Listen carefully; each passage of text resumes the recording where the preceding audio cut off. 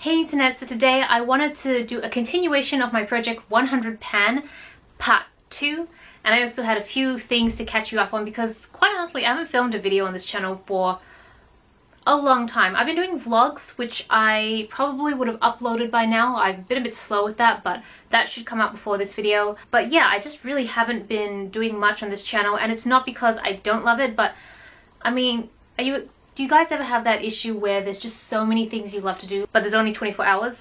That's kind of like the situation I'm in. So much I want to do and I just always run out of the hours, so that just sucks. So things just get prioritized. I've really gotten the urge to come back to the channel and start making content again, well, as much as I can, I guess. I mean, I don't really want to promise anything because I can't, but I just make content when it feels right, when I feel like doing it, when I've got the time, and see how it goes. So this video is being pre-recorded quite in advance because I'm actually about to head off to Europe pretty soon, and if you follow me on my planner channel or my planner Instagram or just even my normal Instagram, then you'll probably already know that and I've been back by now. But I really wanted to film this video to get all these products out of the way, and I know this isn't going to hit 100, and that's kind of what I'm coming here for, because I just want to say I kind of am trying to make an exception for myself because I don't really want to spend all this money going to Europe and then not be allowed to buy anything. So I'm kind of putting this project 100 pan on pause whilst I'm in Europe so that I can allow myself to buy a couple things. I don't want to go too crazy and have fun with that, and I might do a haul. We'll see how that goes. And then when I come back, I'm gonna recommence Project 100 again and keep going until I hit 100 products. And hopefully I hit that before towards the end of the year, because I've got another trip lined up and I really want to do some shopping there as well. But without further ado, I'm just going to get right into the products. So the first products I want to rattle through really quickly are all these mascaras. Can you see? Is insanity. This is what happens when every time you go somewhere and you're like, oh yeah, I can use a mascara. Oh, that mascara's got really good reviews. Yeah, I want to hear about that. I want to try that out. And then you just end up with all the mascaras. So these are the ones that I really loved. These are the Lancome Hypnose Drama, Lancome Star, another Lancome Hypnose but a mini version, MAC Zoom Lash, and another Lancome Virtuous. Yeah, basically I love me Lancome mascaras. They are expensive, but to me they're kind of worth it because I really love them. They give me amazing lashes, and I've always been a fan of the MAC Zoom Lash as well. So all these got used, or they're dried up now, so I can't use them anymore. And then the other ones, I probably haven't finished them and I stopped using them because I just didn't like them. This is the Dior, no actually I did like this one, the Dior Show Iconic Overcurl Mascara. I like this. I think this dried out as well. So I've got the Too Faced Better Than Sex. I know this is like really popular online, but it just didn't do it for me. I think maybe the brush is just too big.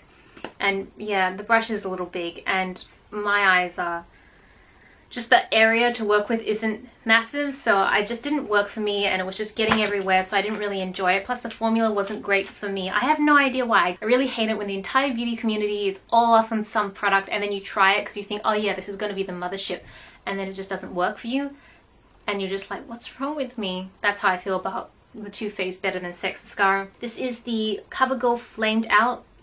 Didn't do very much, no volume, no real length. And these two are from, they're Asian mascaras. They're from Majolica, I hope I'm saying that right. It kind of comes together. One provides fiber and then it adds length with fiber, and then you cover it with black mascara. I'm just not really a fan of that sort of mascara. Generally, those whole lengthening mascaras with fibers, not a fan. They just don't work for me for some reason. It just looks really like uneven and clumpy and flaky. It's just not a good look. This is the Blick Black Mascara. Wasn't good at all. Did not like it. And the Tarte Lights Camera Lashes. These just didn't do it for me. I didn't really get much length, no volume, so it just, after a few uses I was like, what's the point? My lashes look exactly the same.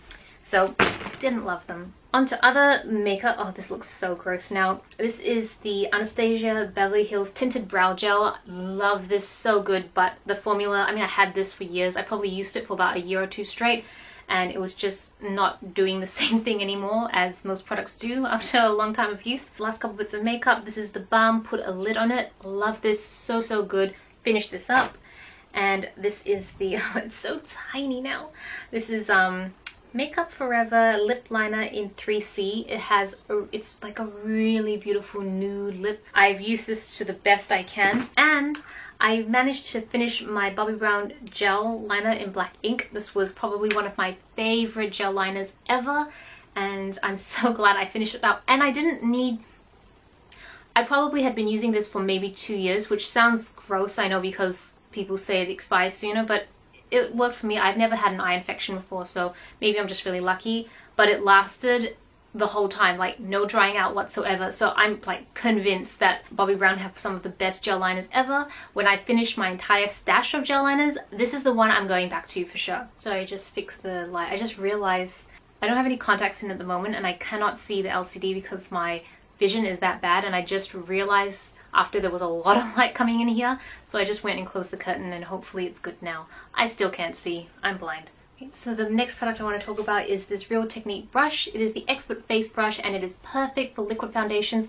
I love this brush, and I probably had it for maybe 2-3 years, something like that, and I've already got a second one. I bought one like a year or two ago, so I'm using that one now. Unfortunately, this doesn't really work the same way. All the bristles keep falling out every single time I do my makeup, so it's just not great. So I figured it's reached the end of its life and it's time to say goodbye. But I did feel this is probably one of the first brushes I've thrown out because I've just used it to death.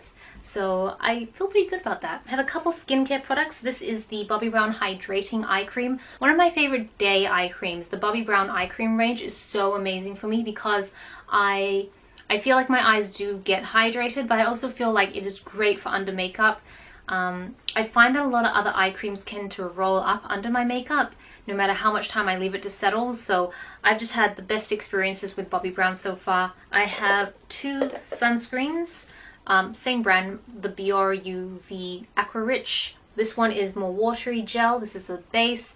They both work very similarly, but I prefer the base. I just find it a little bit thicker and takes less time to dry. They're both SPF 50, and I wear this every single day, like without fail. So I go through these like crazy, but every time I go back to Asia I stock up and buy like 6, so I'm pretty set. The other one I have is the Bobbi Brown Nutrigenic Smoothing Eye Cream. I hope I said that right. I think this came in a PR sample because I don't remember buying this ever, but it was okay. I mean, I wouldn't specifically go out and buy this because it didn't really do much for me. So the other one I have is the Bioderma Atoderm Peel Zinc Cream. It's pretty much just a really hydrating cream. I thought it was good, but I don't know if I would buy it again. It just didn't really wow me in that sense. Like every time I had an eczema, I put it on and I just wasn't completely impressed it was helping. It wasn't bad. I've had a lot worse moisturizers, but I also think I've gone through many better moisturizers. So if you have dry skin, maybe give it a shot and see if it works for you, but I'm not like completely sold on it. I have a Bioderma Micellar Water. I don't really use much of these anymore because I just use cleansing oils and then a cleanser, so I don't have a huge need to use these, but I still have quite a few that I bought ages ago, so I try to get through them if I can.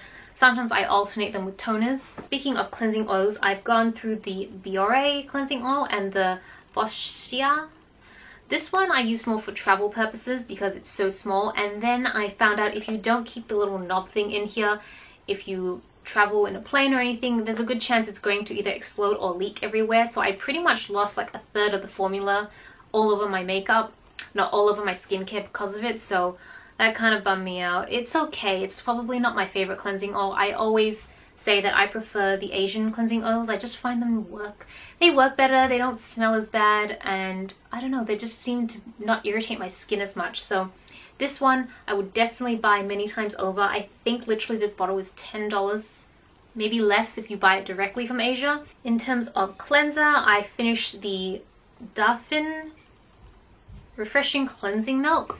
I really like this, but I didn't really feel like it did very much. Like, I think it's really meant more for dry skin because I found it very gentle on my skin, but I always questioned whether it was really cleaning my skin, if that makes sense. This one I haven't actually finished, but I cannot finish it. I just can't. It's the Lana Lips Banana Balm. I think I got this in like the advent calendars or something, and I tried using this every night for about 2 weeks to the point where I almost wanted to throw up because the scent is just a little bit too overwhelming and fake. It's got a banana scent, and that surprised me because I love bananas.